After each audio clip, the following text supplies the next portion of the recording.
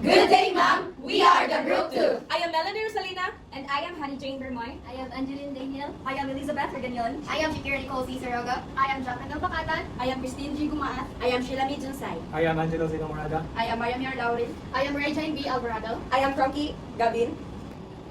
The political self on being a Filipino. So what comes in your mind when a foreigner asks you who is Filipino? So we usually think about the famous celebrities or personalities like Manny Pacquiao, Pia Wurtzbach, Catriona Gray, or other famous celebrities like Andrea Brillantes and more.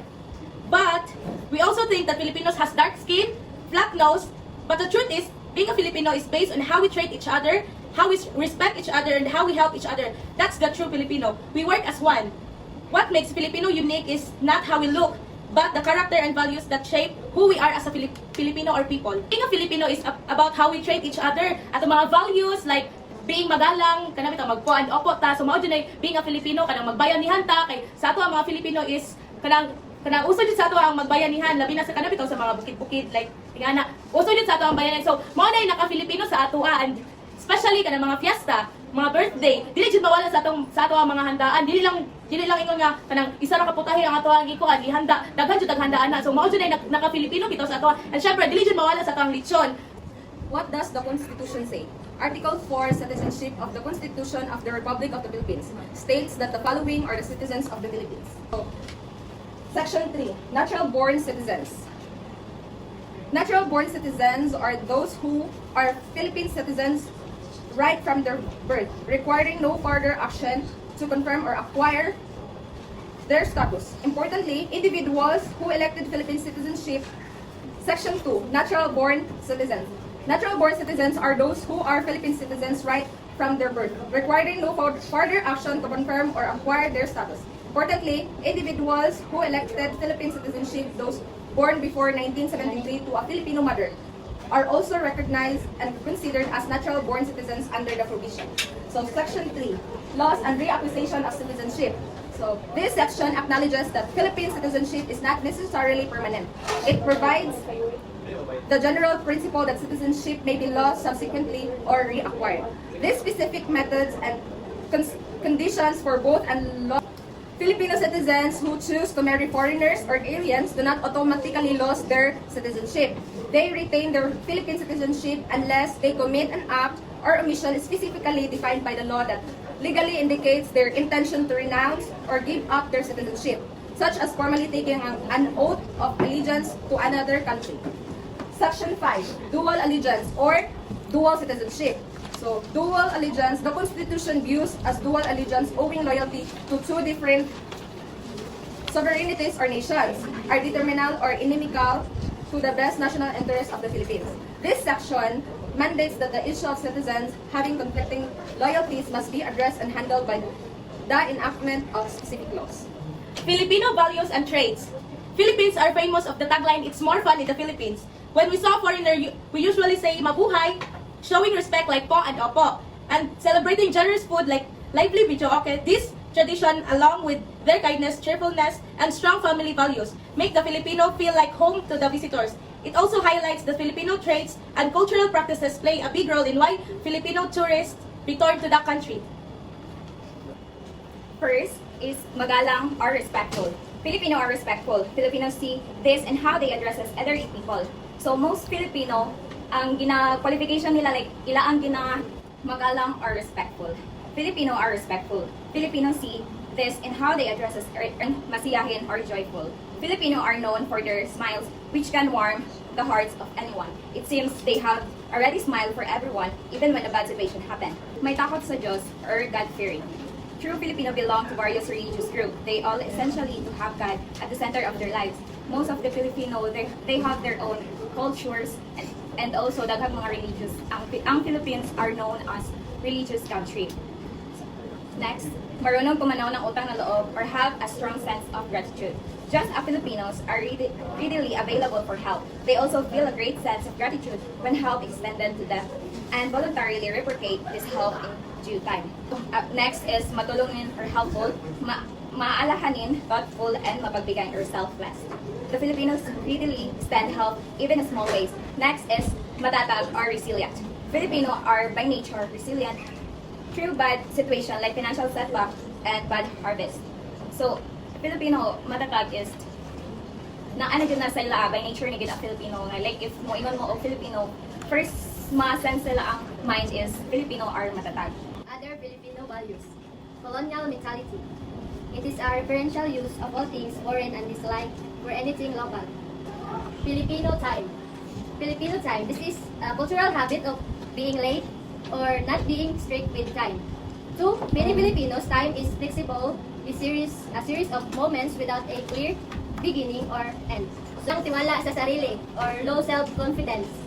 So, some Filipinos struggles with an inner sense of inferiority or lack of self-belief. This may come from historical experiences or colonization and societal pressures. Compadre or padrino system. This is a practice where personal connections, friendships, or compadres are used to gain favors, promotions, or opportunities as a result. Ang bigayan, walang lamangan system.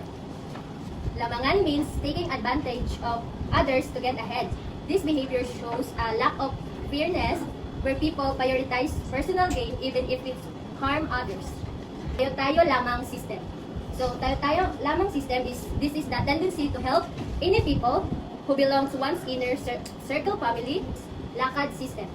In Filipino social physiology, lakad means using connections or personal influence to fix something for someone such as processing documents, securing jobs, and solving problems. This is the Labata system. A system where a person receives special treatment because of connections rather than ability. Like for example, a business permit gets approved quickly because the applicant is close to the mayor. Next is pakikialam, the tendency of elders or people in authority to interfere in the affairs of the younger ones even without being asked. Like for example, grandparents meddle in their granddaughter's relationship and tell her who she should date. And next is tungkulin ang panganay sa pamilya. Like this one in Filipino culture, the eldest child is expected to act like a second parent. Like the eldest sibling takes care of younger siblings and teach them and tutors them. The next is pagmamayari. This one is placing strong importance on material possessions as a symbol of success. Like someone shows up in new car to prove they have achieved something. Like they show their success. Like next is pagkatitulado or pagpapalaga sa may pinag-aralan. Like believing that those with higher education are automatically more competent or deserving of respect. Like a group listens more to a person as Google. Like starting enthusiastically but losing motivation quickly. Like someone signs up for the gym but quits after 1 week. And next, the awa mentality. Giving or requesting help out of pity even when it encourages responsibility. Like for example, a man refuses to work and relies on relatives for money because he claims he is pitiful. And next is the go-between. A person who acts as a mediator to prevent or resolve conflict between individuals or groups. Like a friend mediates between two classmates who are fighting. And the last one is lack of sportsmanship. Like inability to accept defeat, leading to negative reactions or behavior. Like a player refuses to shake hands after losing and blames. Ever since social media exists and has been part of our lives, we started to have a convenient lifestyle. It also has been reported that our country holds the title of the social media capital of the world. Based on 2018 report, there are 76 million active social media users. 71% of the population spends most of their time surfing on social media with a screen time of 4 hours and 12 minutes. The concept showed in my report was presented by Russell Bell in 1988 about the extended self in a digital world. Professor Bell proposed that our possession became part of who we are, and it is what we called physical possession. What we called including our clothes, gadgets, and photos where we live help construct our identity. For example, if someone has a car, it represents their freedom. Also, if someone loves collecting their favorite books, it represents their personality. Later on, Professor Bell changes his theory that we also have life in a digital world. Our identity will then construct through digital possessions like our social media profiles, photos posted, how we describe ourselves by showing what we like, what we hate, and what we stand on. Dematerialization, which is one of the major changes of the digital world, simply means that many things we used to hold physically like photos, CDs, DVDs, letter, and even movies, music, and even concerts are now accessed through platforms like Netflix and YouTube. So basically, dematerialization shows how the digital world is replacing physical objects with digital versions. making things more convenient and accessible. While in sharing, digital devices help us share more as well as more broadly than ever before. For those active in Facebook, their social media friends likely know more than their immediate families about their daily activities, connections, and thoughts. While co-construction of self, it is social networking sites are now seen in important sites of psychological development, especially between adolescence and adulthood. This is according to Steinfeld, Ellison, and Lamb 2008. Distributed memory. Distributed memory means that we're using a digital tools and technology to restore and record sa atong memory. Explain that we all do this in smaller ways. We post on Facebook and tag posts and save messages. All of this is makatabang sa ato sa paghinumdom sa mga nahitabo o sa mga tao. In the other words, social media has become part of our memory.